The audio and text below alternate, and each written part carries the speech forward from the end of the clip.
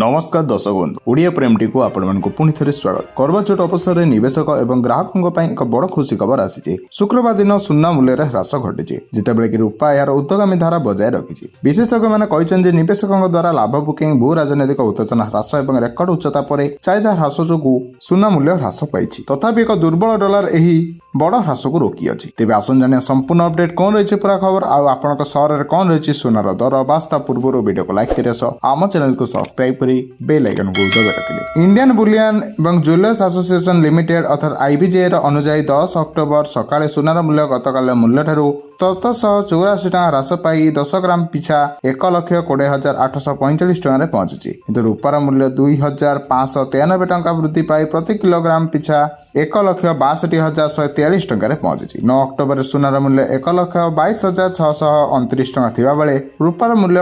1,59,550 टका थिला। तेबे विशेषज्ञ मतरे करवा चौथर किछि दिन पूर्व सुनार दर आहुरी ह्रास पाइबार संभावना रही। तेबे यह थिला सुना दर को नहीं आज लेटेस्ट अपडेट। तेबे प्रथम जानिबा आम चैनल संगे जोड़ी होई रुहंतु। धन्यवाद।